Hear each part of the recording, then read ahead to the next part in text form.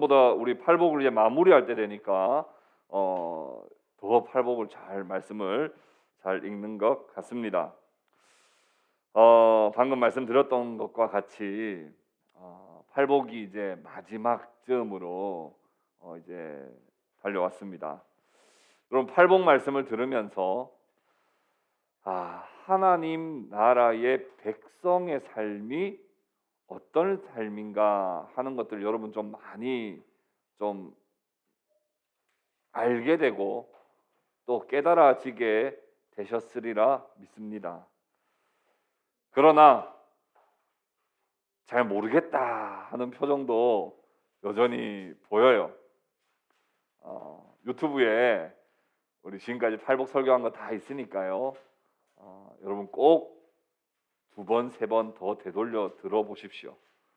그러면 한 번 들었을 때보다 더 많은 풍성한 의미들을 알게 될 겁니다. 농담으로 하는 말 아닙니다. 진짜예요. 숙제입니다.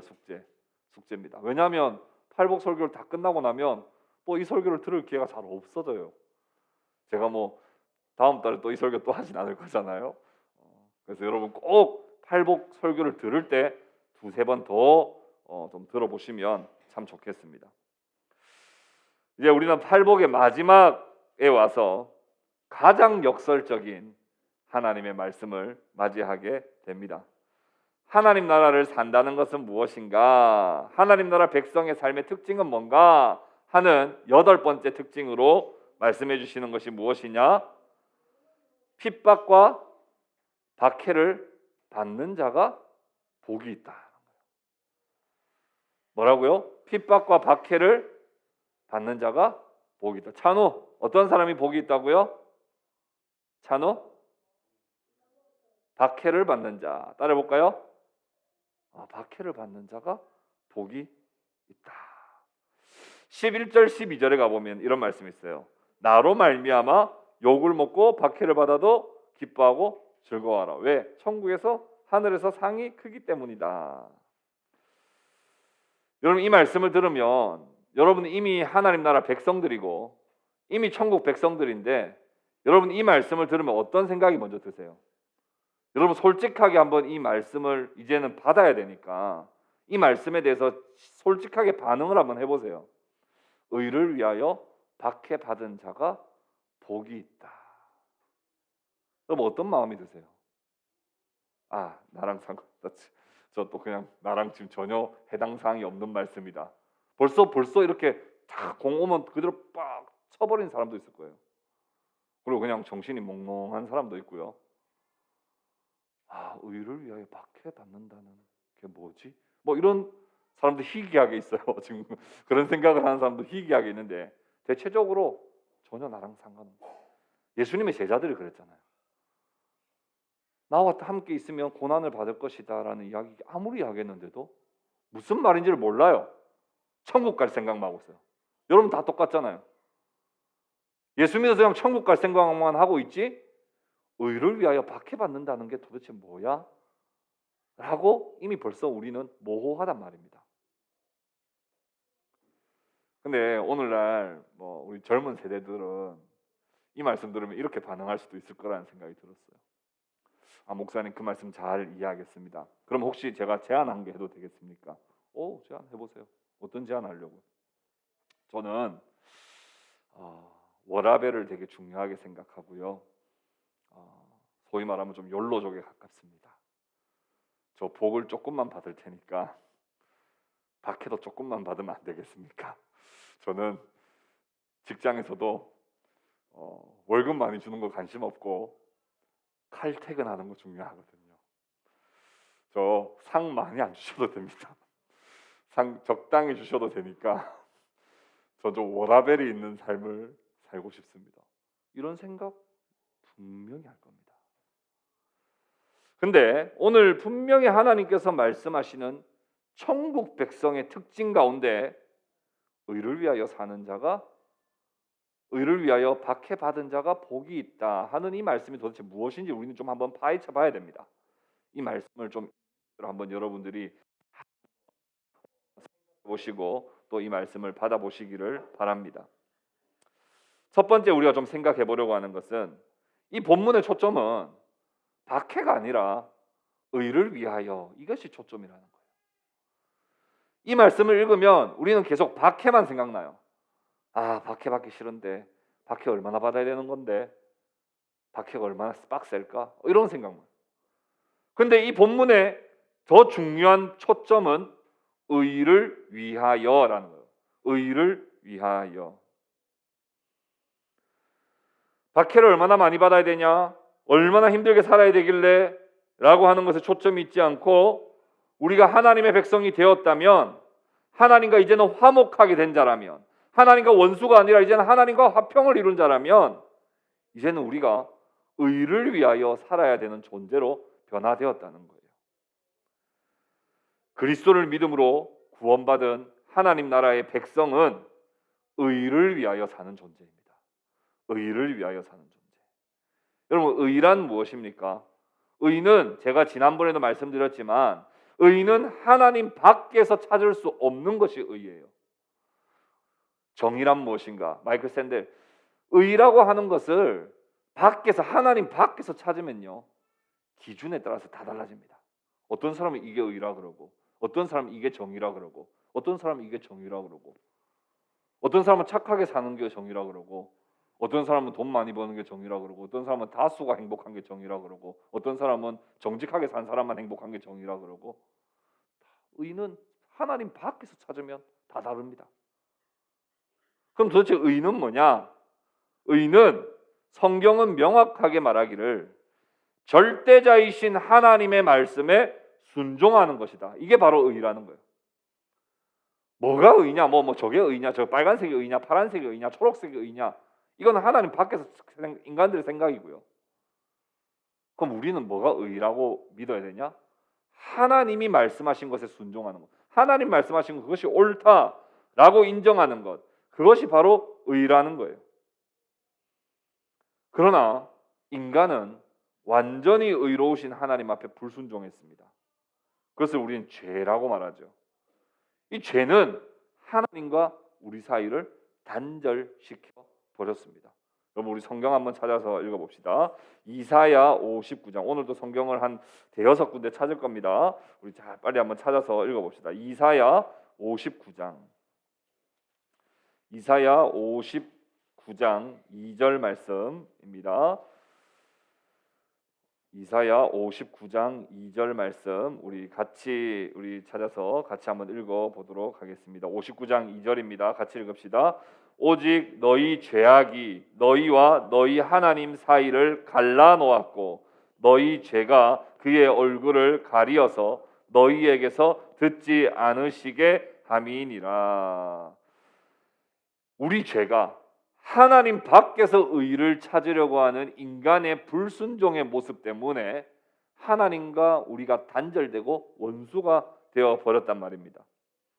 그래서 하나님은 독생자 예수님을 이 땅에 보내셔서 우리와 화목하게 하시고 우리와 화평을 이루기를 원하셨습니다. 하나님 우리를 구원하신 목적이 무엇일까요? 왜 하나님 구원하셨을까요? 하나님이 왜 우리 은총 형제를 구원하셨다고 생각하세요?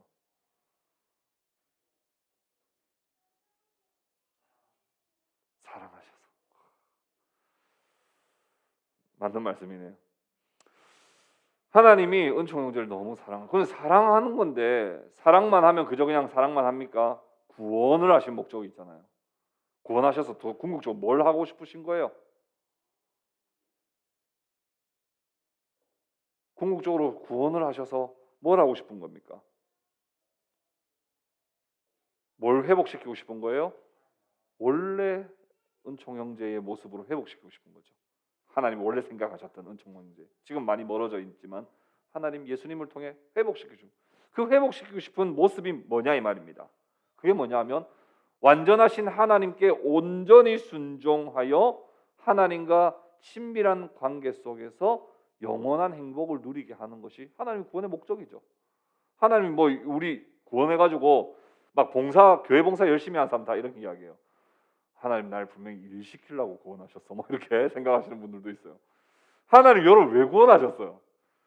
여러분들 원래의 모습으로 다시 회복되어 하나님께 온전히 순종하여 하나님과 친밀한 교제 속에서 참된 행복을 누리게 하기 위하여 여러분들을 구원하셨단 말입니다.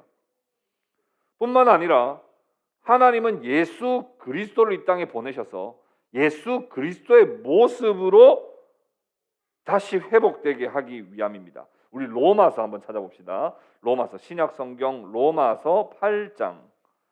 자, 로마서 8장 29절. 여러분들에게 성경을 찾아 넘기는 이 소리가 너무나 아름다운 소리예요.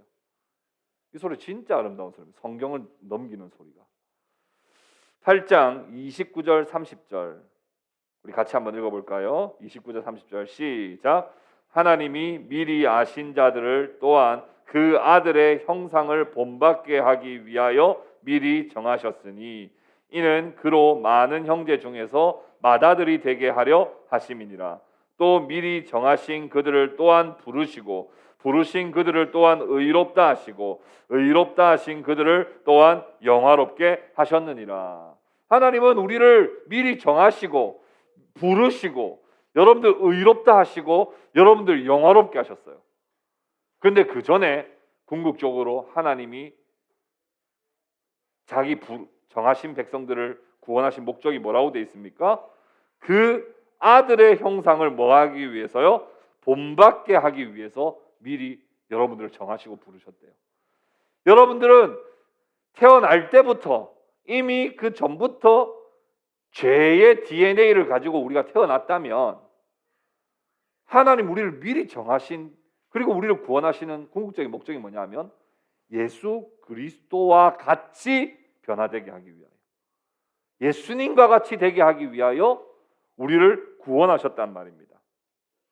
그래서 그럼 목사님 도대체 의를 위하여 사는 게 뭔데요? 정답은 간단합니다. 의를 위하여 사는 게 뭡니까? 누구처럼 사는 거예요? 예수님을 본받아 예수님처럼 사는 거예요. 하나님 우리를 미리 창세전부터 우리를 예정하시고 우리를 이 땅에 나게 하시고 우리를 부르시고 의롭게 하시고 영화롭게 하신 궁극적인 목적은 그의 아들의 형상을 본받게 하려 하십니다. 예수님처럼 살도록 하는 그게 바로 의를 위하여 사는 겁니다. 예수님의 삶을 한번 생각해 보십시오. 모든 순간에 하나님의 말씀에 순종하셨어요. 단 한순간도 그건 아니잖아요. 좀 하나님 너무 심하신 거 아닙니까? 한 번도 그런 적이 없습니다. 단 한 번도 의문을 제기하지 않으십니다. 왜요?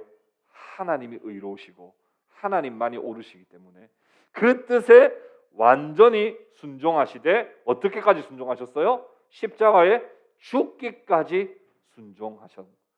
이게 바로 예수님의 삶이었고 이런 삶을 본받아 사는 것이 바로 의를 위하여 사는 삶이랍니다. 여러분 예수님을 본받아 사는 삶의 모습이 어떤 모습이 여러분들에게 있습니까? 내가 어릴 때부터 교회 다녔고 모태신앙이고 세례도 받았고 중고등부 회장도 해봤고 청년부 임원도 해봤고 내가 개척교회도 섬기고 있지만 내 모습 속에 진짜 예수님을 본받아 사는 모습이 어떤 모습이 있습니까? 예수님을 진짜 본받아 사는 삶을 살 때 그게 의를 위하여 사는 삶이라고 성경은 말씀하고 있는 거예요. 우리 빌립보서 한번 찾아봅시다. 빌립보서 조금만 넘기시면 빌립보서가 있습니다.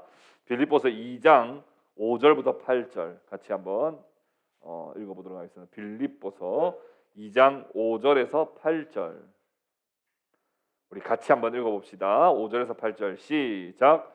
너희 안에 이 마음을 품으라. 곧 그리스도 예수의 마음이니 그는 근본 하나님의 본체시나 하나님과 동등됨을 취할 것으로 여기지 아니하시고 오히려 자기를 비워 종의 형체를 가지사 사람들과 같이 되셨고 사람의 모양으로 나타나사 자기를 낮추시고 죽기까지 복종하셨으니 곧 십자가에 죽으심이라. 이처럼 구원받은 사람들의 지극히 정상적인 상태는 오로지 하나님이 기뻐하시는 것이 무엇인지를 늘 생각하는 상태고 구원받은 사람들의 지극히 정상적인 상태는 하나님이 옳다 여기시는 것에 나도 동의하며 즐겁게 순종하며 따라가는 것이 바로 지극히 정상적인 구원받은 자의 모습이란 말입니다.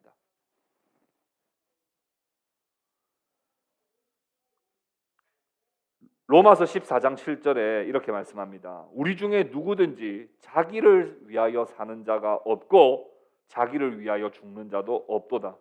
우리가 살아도 주를 위하여 살고 죽어도 주를 위하여 죽나니 그러므로 사나 죽으나 우리가 주의 것이로다.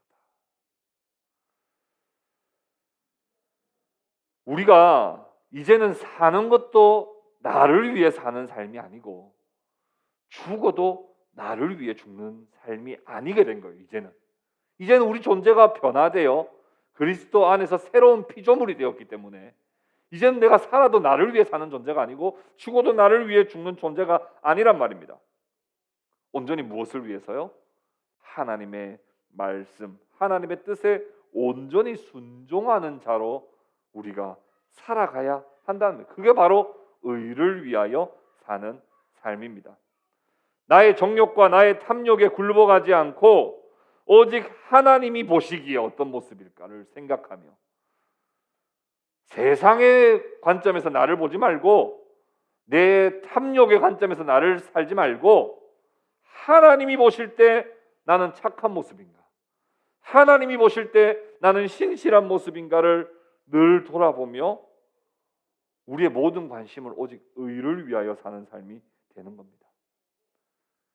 살다 보면 하나님과 원수되는 길을 우리가 맞닥뜨릴 때가 있고 하나님과 평화를 깨뜨리는 것이 더 달콤해 보일 때가 있습니다. 그러나 그런 마음과 생각이 들었다 할지라도 설령 그런 일이 없으면 좋겠지만 그런 유혹에 빠져서 살아간다 할지라도 구원받은 자라면 즉시 하나님 앞에 회개하고 다시 의를 위하여 살아가는 것이 정상적인 구원의 백성이라고. 우리는 너무 구원의 백성의 수준을 하향 평준화했습니다. 예수 믿으면 천당 간다. 이것으로 우리의 신앙의 전부를 만들어 버렸어요. 그래서 주를 위해서 사는 것이 무엇인지를 알지 못하고 하나님의 마음에 합한 자로 살아가는 그 기쁨이 뭔지를 잃어버리게 만들어 버렸어요. 그러나 천국은 가야 되니까 종교 생활은 열광적으로 하죠. 꾸준히 하죠. 그러나 진정으로 내가 무엇을 위하여 사느냐? 내가 무엇 때문에 사느냐? 내가 진짜 사나 죽으나 주님의 것이 맞냐? 이걸 우리가 돌아보지 못한 채 그저 그냥 종교 생활을 하고 있다면 우리 자신을 다시 한번 돌아봐야 됩니다. 여러분 기억하십시오. 하나님 나라의 백성이 됐다는 건 이젠 나를 위해 사는 것이 아니라 나의 정욕과 탐욕을 이루기 위해 사는 것이 아니라 하나님의 뜻을 이루기 위하여 하나님의 의를 위하여 사는 자로 부름받았다는 사실을 우리는 꼭 기억해야 합니다.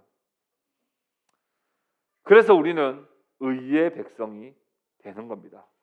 소요리 문답 1문에서 말하는 것과 같이 사람의 제일된 목적이 무엇이냐? 하나님을 영화롭게 하고 그분을 영원토록 즐거워하는 것. 이게 바로 구원받은 백성의 마땅한 삶이다. 여러분 그것을 받으시고 선언하시고 그 말씀에 순종하며 살아가시는 저와 여러분 될 수 있기를 주님의 이름으로 축복합니다.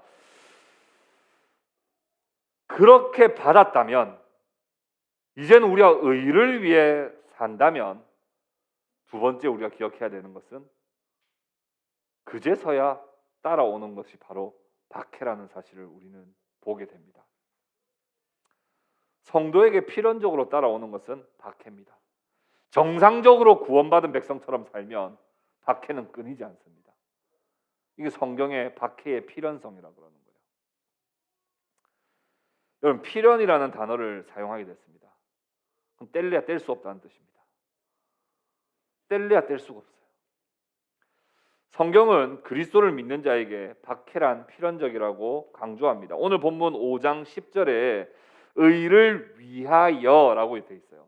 그리고 바로 뒤에 5장 11절에 나를 위하여라고 되어 있습니다. 여기서 위하여라고 번역된 헬라어 헤네켄이라는 이 단어는 NIV 성경의 영어 성경에는 because of라고 되어 있습니다. because of. 무슨 말이에요? 때문에, 나 때문에 박해받는다. 나 때문에 박해받는 사람. 나를 따르기 때문에 박해받는 사람. 나와 함께하면 박해받는 사람. 여러분 옛날에 그런 적 있죠? 그 친구 중에 따돌림을 당하는 친구가 있습니다. 그 따돌림을 당하는 친구를 도와줘야 되냐 말아야 되냐 갈등을 할 때가 있어요. 근데 따돌림을 당하는 친구를 도와주면 어떤 일이 생기냐면 나도 똑같이 따돌림을 당하게 돼 있습니다. 그건 어쩔 수 없어요. 내가 이 친구 건들지 마, 이렇게 한다고 해가지고 뭐 해결되는 법은 잘 없습니다.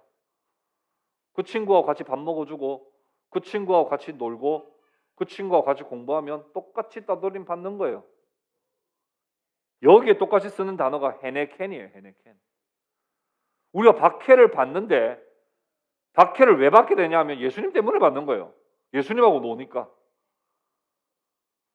이 세상 공중권세 잡은 자들은 끊임없이 예수님을 박해하고 싶어요. 근데 우리가 예수님이 좋다고 예수쟁이로 살게 되면 우리에게 필연적으로 박해는 따라올 수밖에 없습니다. 근데 이 성경은 이렇게 돼 있어요. 의를 위하여 박해받는 자는 복이 있다 이렇게 말하지 않아요. 의를 위하여 박해를 받는 자는 시제가 현재형이에요. 현재형. 받는 자. 근데 성경은 의를 위하여 박해를 받은 자는 복이 있다 그래요. 완료형이에요. 왜 완료형을 쓸까? 왜 완료형을 쓸까? 이미 주님을 따르는 순간부터 박해는 그냥 결정됐기 때문에 그래요. 내가 예수님을 믿는 순간 이미 나에게 박해의 삶이 결정돼 버렸어요. 지금 박해를 이제 받을까 말까 이게 아니에요. 이미 예수님과 내가 한편이 되는 순간부터 이미 우리는 박해는 피할 수 없는 것이 되어버렸다는 겁니다. 우리 성경을 한번 찾아봅시다. 요한복음 15장. 신약성경 요한복음 15장 18절에서 20절. 요한복음 15장 18절에서 20절.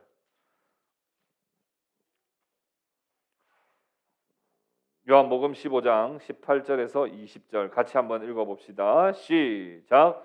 세상이 너희를 미워하면 너희보다 먼저 나를 미워한 줄을 알라. 너희가 세상에 속하였으면 세상이 자기의 것을 사랑할 것이나 너희는 세상에 속한 자가 아니요 도리어 내가 너희를 세상에서 택하였기 때문에 세상이 너희를 미워하느니라. 내가 너희에게 종이 주인보다 더 크지 못하다 한 말을 기억하라. 사람들이 나를 박해하였은즉 너희도 박해할 것이요 내 말을 지켰은즉 너희 말도 지킬 것이라. 세상에 너희는 속한 존재가 아니라는 거예요. 여러분 교회라고 하는 헬라어가 뭐예요? 명한 형제. 에클레시아죠. 이 에클레시아라고 하는 단어가 뭐예요? 에크, 밖에서 불러낸 존재. 밖에 있었는데 밖에 있는 자들을 불러낸 존재. 이게 교회입니다. 너희는 세상에 속한 자가 아니란 거예요. 너희는 오히려 세상에 있었으나 세상에서 내가 너희들을 택하여서 부른 자들이다. 그러면 너희는 나랑 한편이 됐어. 세상은 나를 박해할까 안 할까? 하지. 그러면 너희는 박해 받을까 안 받을까? 당연히 받지. 당연히 받지. 여러분 세상은 제가 말씀드렸지만 뒤집어진 나라입니다. 뒤집어진 나라. 근데 하나님이 예수님을 이 땅에 보내셔서 예수님을 통해 세상을 뚫고 이루신 하나님의 나라는 다시 뒤집어진 나라예요. 그러니까 정상적으로 다 보게 된 거죠. 여러분 거꾸로 서 있는 사람의 눈에는 바로 서 있는 사람이 거꾸로 서 있는 것처럼 보입니다. 그러니까 예수님을 모르고 여전히 하나님과 원수된 자로 살아가는 이 세상은 거꾸로 세상을 보고 있기 때문에 바로 서서 살아가는 교회를 보고 왜 너희 거꾸로 서 있느냐고 이야기를 할 수밖에 없다는 거예요. 그게 이해가 안 됩니다. 여러분 여기 천장에서 거꾸로 서서 걸어 다닌다고 생각해 보세요. 이해되겠어요? 이해 안 되죠. 저렇게 이렇게 걸어 다닌다고 생각해 보세요. 왜 거꾸로 서서 다니느냐고. 바보냐고. 안 어지럽냐고. 똑바로 서야지. 그게 세상이 교회를 보는 관점입니다. 죄 있는 사람의 눈에는 올바른 사람이 항상 이상한 사람처럼 보일 수밖에 없어요. 그렇기 때문에 예수님께 붙어 다니는 사람은, 예수님으로 충만한 사람은 악인에게 늘 비난거리가 될 수밖에 없고, 악인 그 배후에 있는 사탄 마귀가 절대로 우리를 내버려 두지 않습니다. 절대로 내버려 두지 않아요. 베드로는 베드로전서 2장 20절 21절에 이렇게 말씀합니다. 선을 행함으로 고난을 받고 참으면 이는 하나님 앞에 아름다우니라. 이를 위하여 너희가 부르심을 받았으니 그리스도도 너희를 위하여 고난을 받으사 너희에게 본을 끼쳐 그 자취를 따라오게 하려 합니다. 우리 주님이 십자가를 지셨는데 우리가 십자가를 안 지고 갈 수는 없다는 거예요. 여러분 십자가 지고 싶으신 분 한번 마음속으로 한번 손들어 보세요. 나 십자가 지고 살고 싶어요.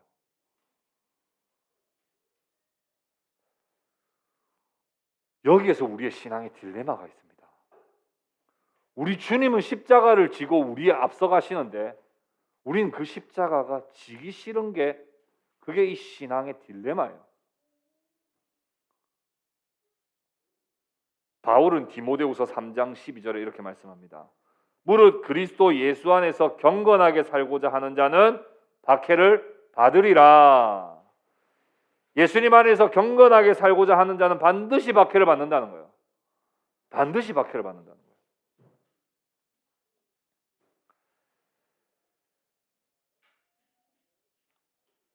예수님께서 이 세상을 사랑하여 오셨습니다. 그들의 죄를 완전히 해결하시기 위해 십자가 위에서 죽으셨습니다. 그 당시에 사람들의 반응이 어땠습니까? 예수님이 자기 한번 출세해 보려고 오신 거예요?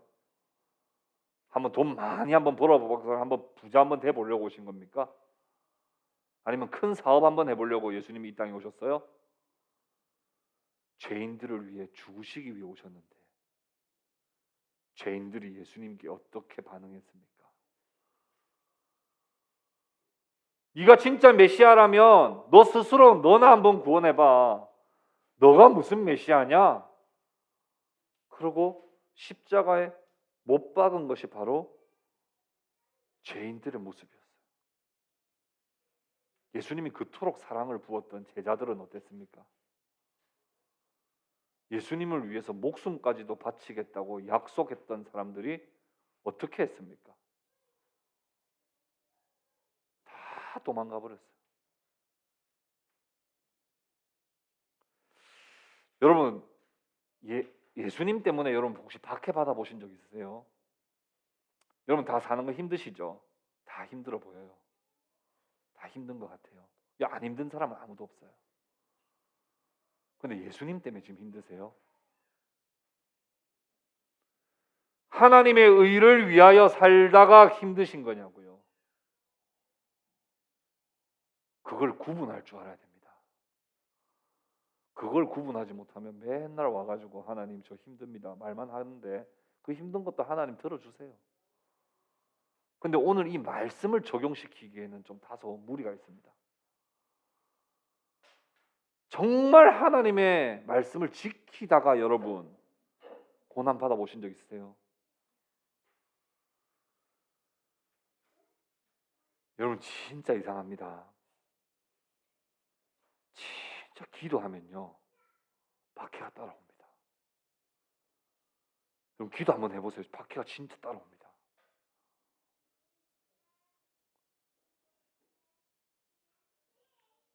우리 김성규 선교사님 지금 3차 그 채집을 해서 이식을 3차로 진행했어요. 그 왜 그러냐면 자세히는 지금 말씀드릴 수는 없지만은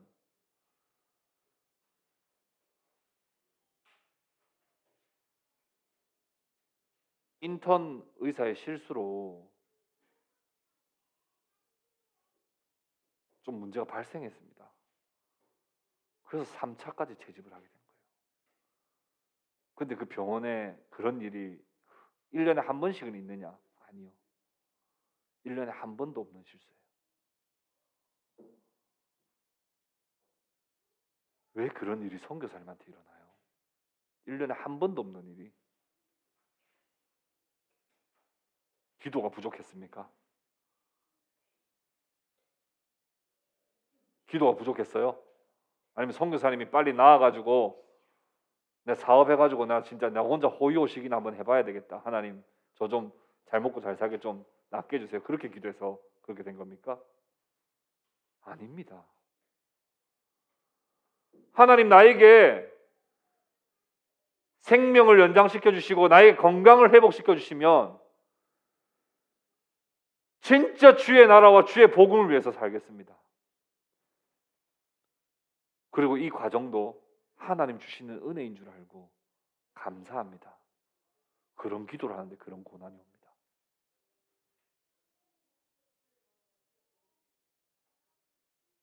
여러분 한번 진짜 사랑하기 힘든 사람 한번 사랑해 보세요. 진짜 사랑해 보세요. 저 사람은 나랑 진짜 안 맞아. 아 근데 사랑해라 그러는데 진짜 짜증나. 그래서 여러분 자존심 한번 다 버리고 사랑해 보세요. 그 친구 어떻게 할까요? 어떻게 할까요? 현미자면 어떻게 할 것 같아요? 배신합니다. 진짜요. 여러분 이 영적 원리를 빨리 깨달아야 됩니다. 막 내가 사랑해주면 변화될 것 같아요? 아니요. 그거는 이 성경하고 맞지가 않아요. 여러분 진짜 말씀대로 한번 살아보세요. 그러면요 박해가 막 와, 저 인간이 나를 배신할 수 있나 막 이런 생각이 막 물밀듯 밀려옵니다. 내가 사랑 한 더 해주면 더 해줄수록 더 그런 생각이 옵니다. 사랑했더니 아름다운 열매가 꽃피고 선교 현장에 가가지고 막 선교사님들 열심히 수고하고 씨를 뿌렸더니 막 30배, 60배, 100배 열매가 막 맺고 그런 이야기는 선교사님한테 거의 들어본 적 없습니다. 사랑을 하면 할수록 배신은 더 세요. 그게 박해예요. 여러분 진짜 말씀대로 한번 살아보세요. 그러면 이 말씀의 신비를 깨닫게 됩니다. 어설프게 하지 마세요. 할 거면 어설프게 하지 마세요. 내 자존심 다 버리고 사랑해 보세요. 그러면 박해가 오는데 그 박해가 짜릿짜릿합니다. 우와 진짜네. 말씀대로 이루어지네. 내가 진짜 말씀대로 내 자존심 다 버리고 순종했는데 이런 식으로 갚는다고? 와 말씀대로 이루어지네. 진짜 말씀은 살아있네. 짜릿짜릿함을 느낍니다. 그러나 여러분 기억하십시오. 아주 짙은 어둠 속에도 작은 빛은 반드시 어둠을 밝히게 되어 있습니다. 우리 칠흑 같은 어둠이라도요. 작은 반딧불 하나가 주변을 밝히게 되어 있습니다. 그 칠흑 같은 어둠에 기죽으면 안 됩니다.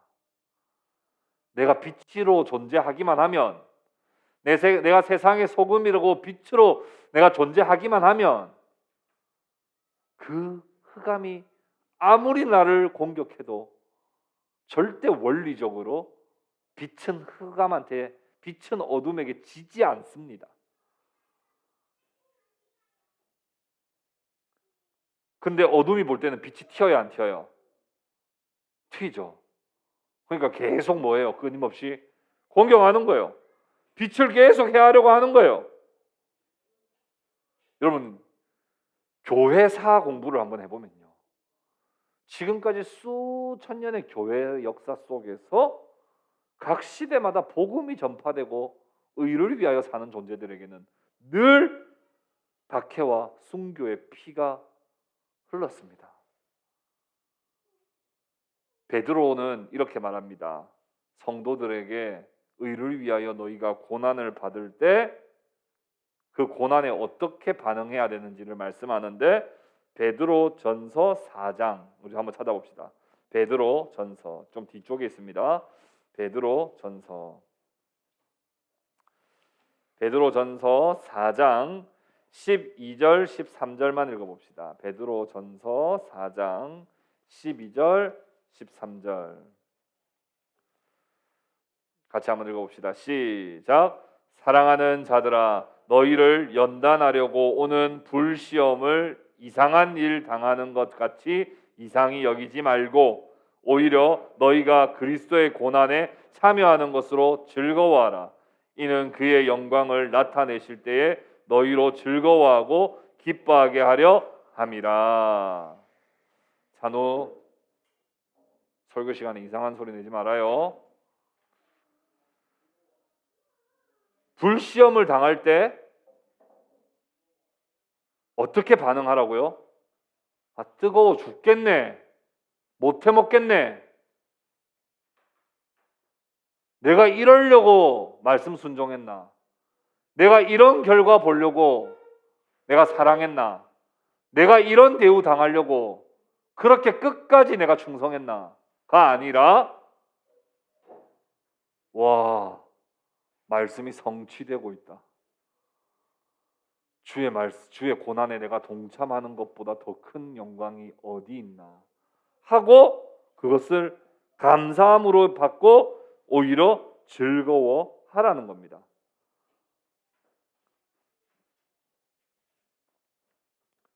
근데 제가 말씀드렸듯이 주의해야 할 것이 있습니다. 그것은 뭐냐 하면, 의를 위하여 박해받은 것이 복이 있는 건 맞는데 박해주의자가 되면 안 돼요. 이 말은 뭐냐면, 내가 고통받고 있는 것이 그게 의로 인해서 고통받는다고 착각하면 안 된다 이 말입니다. 예를 들어 볼게요. 길거리 나가서 큰 소리를 외치면서 공격적으로 무례하게 전도했다고 가정을 합시다. 그때 막 쫓겨나고 손가락질 당하고 욕먹어요. 그 사람 마태복음 5장 10절을 생각하면서, 아, 의를 위하여 내가 지금 박해를 받고 있다 라고 한다면 이 말씀은 적용이 맞는 적용입니까? 또 예를 들어 볼게요. 교회 성탄절이 가까워 왔어요. 성탄 발표를 위해서 그 행사를 준비하느라고 집안일도 미루고 집에 청소도 안 하고 설거지도 안 하고 그래가지고 부부싸움이 벌어졌어요. 어때요? 의를 위하여 받는 박해라고 할 수 있을까요? 취업을 준비하는 학생이 신앙생활을 열심히 했습니다. 진짜 열심히 했습니다. 그런데 공부를 안 했습니다. 시험 준비를 잘 안 했습니다. 시험을 쳤습니다. 불합격했어요. 의를 위한 박해입니까? 준비가 좀 부족했던 탓입니까?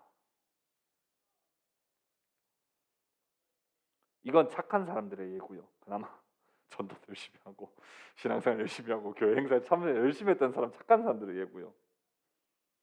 대부분 우리가 어떤 딜레마에 빠지냐면, 내 신앙과 삶이 일치가 안 될 때가 많죠. 저도 그럴 때가 많은데요. 그냥 믿는 바와 사는 게 일치가 안 될 때가 많아요. 그러다 보면 사람들이 가끔씩 그런 이야기 합니다. 예수 믿는 사람은 왜 저래? 아, 교회 다니는 사람도 저러나? 아, 저 사람 맨날 기도하는 사람인데 왜 저렇게까지 하지? 아, 저 사람은 어릴 때부터 교회 다니는 애들 더해. 아, 주여, 의를 위하여 박해를 받는 자가 복이 있다고 하셨는데 라고 이 말씀을 우리가 적용할 수 있느냐 이 말입니다. 베드로전서 4장 15절 여러분 혹시 펴져 있으면 그대로 봅시다. 베드로전서 4장 15절에 이렇게 말씀을 합니다. 너희 중에 누구든지 살인이나 도둑질이나 악행이나 남의 일을 간섭하는 자로 뭐 하지 말라고요? 고난을 받지 말라 그랬어요. 네가 나쁜 일 해가지고 고난받는 건 고난 아니라는 거예요. 네 신앙과 네 삶이 일치되지 못해서 세상으로 받는 고난은 고난 아니에요. 그럼 뭐가 고난입니까? 진짜 의를 위해 받는 고난이 고난이에요. 전 여러분들이 많이 힘들어졌으면 좋겠습니다. 뭐 때문에요? 의와 상관없는 것 때문에 힘들어지진 않았으면 좋겠고 진짜 의를 위해서 사니까 눈물이지 마르지 않는 삶, 온 삭신이 쑤시는 그런 삶이 됐으면 좋겠어요. 왜요? 그런 자에게 복이 있다고 말씀하시니까요.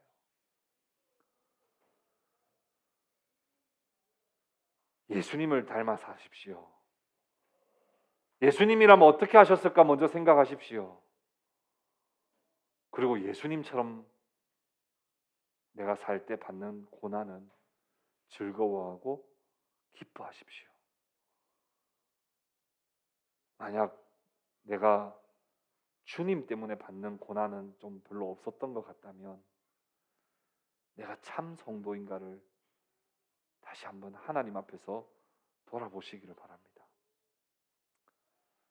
마지막으로 우리가 좀 생각해야 되는 것은 의를 위하여 박해받는 사람이 복이 있나니 천국이 그들의 것이다 라고 하는 이 천국의 삶에 대해서 잠시 말씀을 드리고 마무리하려고 합니다. 여러분, 천국이라고 하는 것은 어디에 있습니까? 저기 어디 대기권에 있습니까? 성층권에 있습니까? 열권에 있습니까? 어디쯤에 있습니까? 천국은. 물론 요한계시록에 보면 천국은 장소적 개념의 의미로도 부각이 되긴 합니다. 그러나 궁극적으로 천국 하나님의 나라는 통치와 관련이 있어요. 내가 어디에 있으나, 내가 가시밭길을 가고 있거나 아골골짝 빈들에 있거나 주님이 나를 다스리시면 나는 그곳이 하나님 나라라고 고백하는 것이 바로 이 하나님 나라의 통치적 개념이에요. 우리가 이 땅을 살고 있지만 이미 하나님 나라를 다스림을 받고 있다면 우리는 하나님 나라를 살고 있는 겁니다. 히브리서 11장 24절에서 26절에 보면 모세가 이렇게 살았다라고 믿음장에서는 말을 하는데요. 이렇게 말씀합니다. 믿음으로 모세는 장성하여 바로의 공주의 아들이라 칭함받기를 뭐하고요? 거절하고 도리어 하나님의 백성과 함께 고난받기를 잠시 죄악의 낙을 누리는 것보다 더 좋아하고 그리스도를 위하여 받는 수모를 애굽의 모든 보화보다 더 큰 재물로 여겼으니 이는 상 주심을 바라봅니다. 모세가 애굽의 왕자로 있는 것을 거절했단 말입니다. 왜요? 하나님 나라 백성으로 사는 것이 더 좋거든요. 애굽에 있는 그 많은 금, 은, 보화보다 더 좋아했던 것이 뭐냐 하면 하나님의 다스림이에요. 어디에서의 하나님 다스림?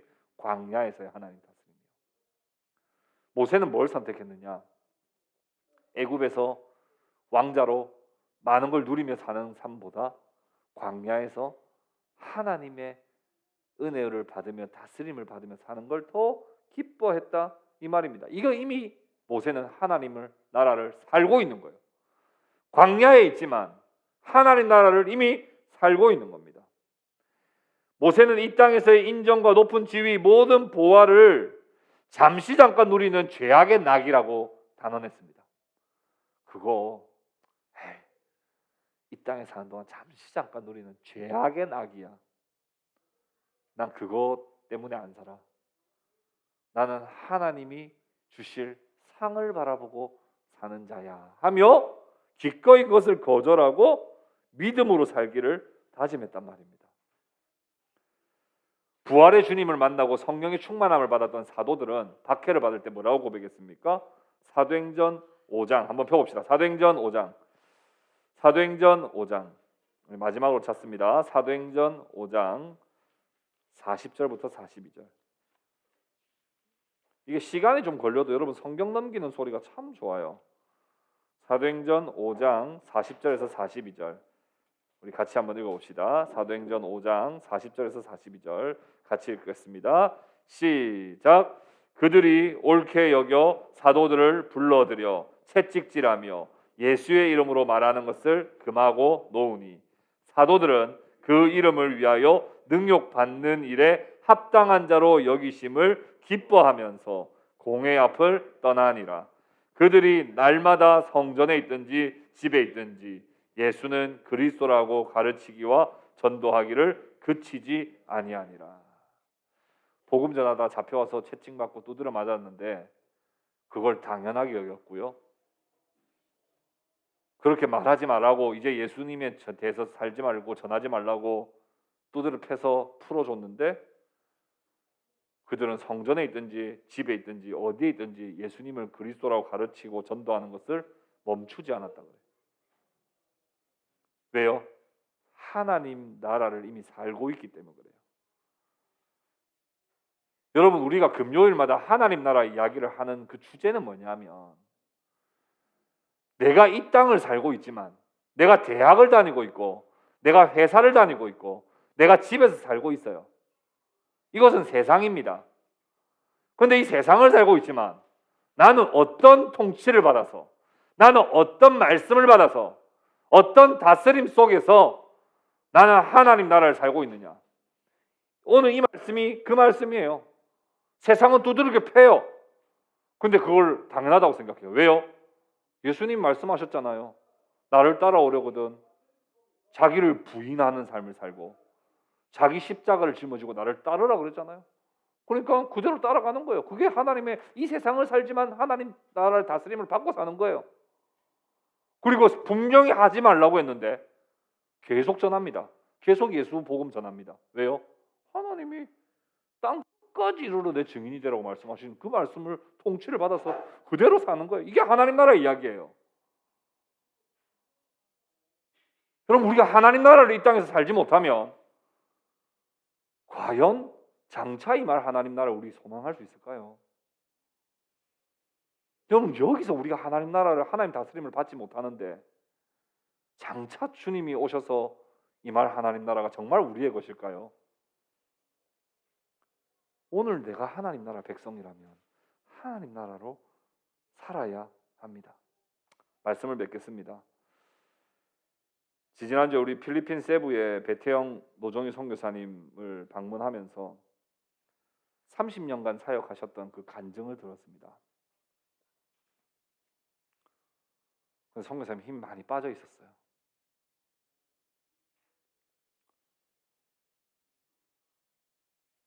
수도 없는 배신을 당했기 때문이에요.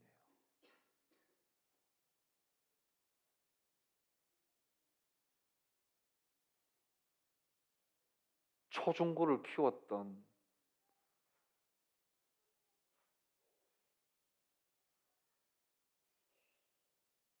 재정을 다 빼돌렸어요.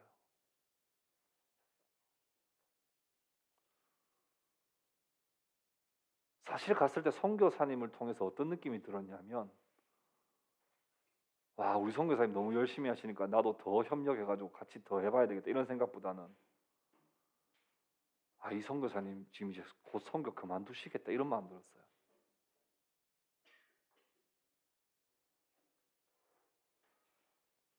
그래서 제 솔직한 마음에 아니 이제 곧 그만두실 것 같은 이분하고 내가 동력을 할 수 있을까?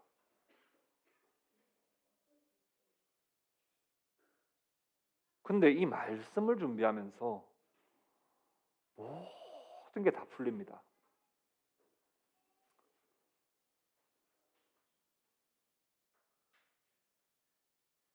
복싱에서 힘을 모아서 때릴수록 카운터 펀치는 더 셉니다. 결정타를 때리려고 할 때 카운터 펀치 맞으면 휘청거립니다.